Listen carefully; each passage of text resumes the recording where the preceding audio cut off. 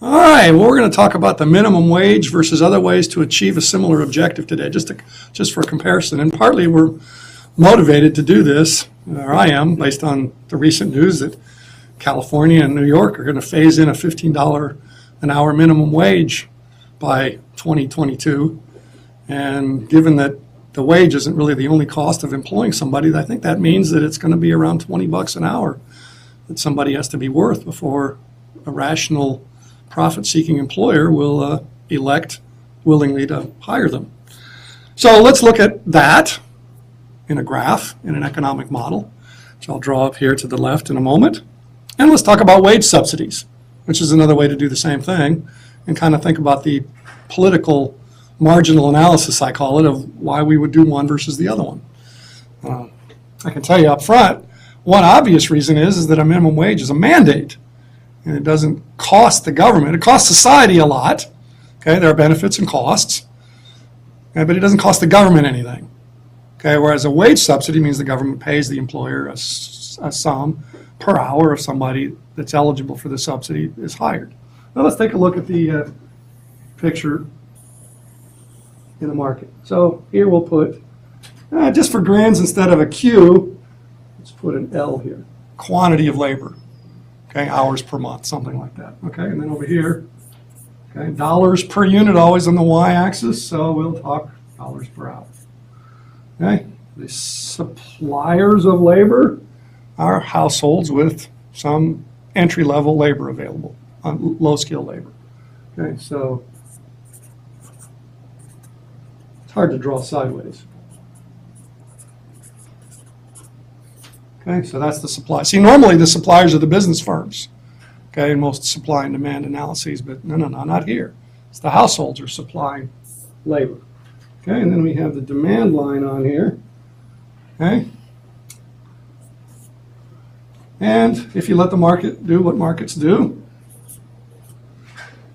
there would be an equilibrium wage level that would cause the quantity demanded by businesses, right? The businesses are the demanders, and the government too. They hire workers, like this university.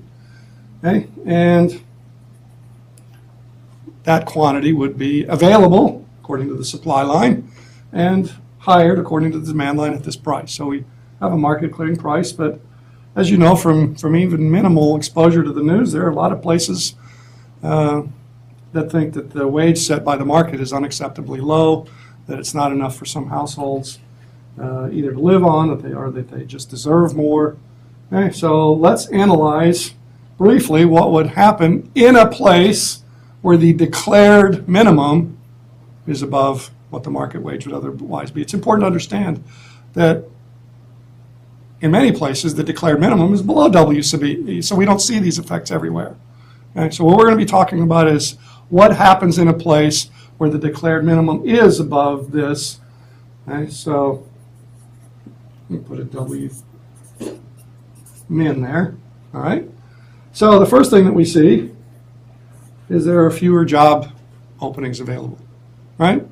More expensive things, people don't buy as much of them. Okay, so there's a reduced quantity demanded.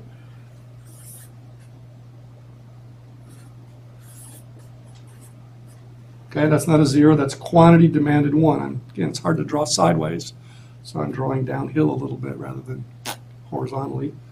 And it's equally important to understand that there will be more job seekers.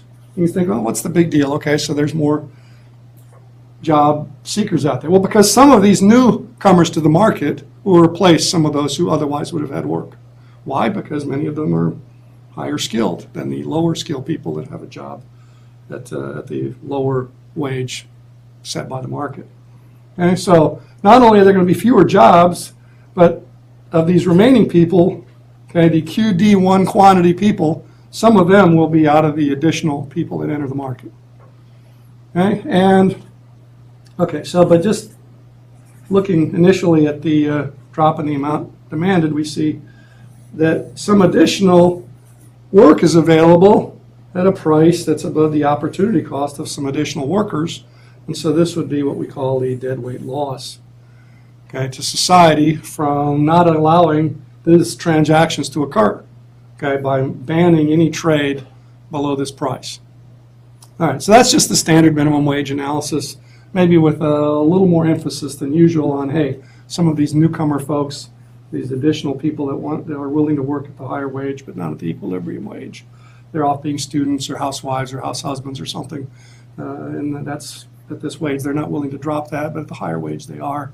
Now think about that at $15 an hour. As a professor, I sort of shudder to think if that were to come to Texas, where this is happening for those of you out here in video land, that if we had a $15 minimum wage, I'm not all that worried about fewer college students demanding my services, but I'm worried about more distracted college students. The temptation to work a 40-hour a week while they try to progress at 15 credit hours a semester. That I am worried about. Anyway, it hasn't come to Texas yet. Texas is still at the federal minimum wage, which in parts of Texas create this situation still. Not in many parts of Texas anymore, but still in some. All right, so what's the alternative given that we believe that some folks are more deserving than W sub E? In other words, that they need, which is a scary word in economics, but okay, that's the politics of it, that they need more than whatever this wage is, or that they deserve more of it, a living wage, as opposed to whatever the market provides them. Well, we could have a wage subsidy. Okay, so for example, if QS1 is how many workers we would like to see employed, or we would like to achieve a certain wage, well, we could just increase the demand, okay, from D0 to D1, which means a wage subsidy equal to this difference. Okay, what would that cost? Well, let's see. That difference times Q sub on workers is what the annual budget cost is to the government to do that. Okay? Now, the minimum wage only budgetary cost of the minimum wage mandate is you got to hire some people to go police businesses and make sure that they're not trying to finagle it and somehow pay their workers less or make them work overtime for free or lose their jobs and those sorts of things. Okay, so, the political and marginal analysis is, well, duh, Merrifield. That's why we don't have wage subsidies, because the federal government is broke, right? Spending roughly $500 billion a year more than they collect in taxes, nearly $20 trillion national debt. So, yeah, they're not going to load up on this additional cost. They're just going to mandate the higher wage. Okay? But notice the difference between the effects of the two of them.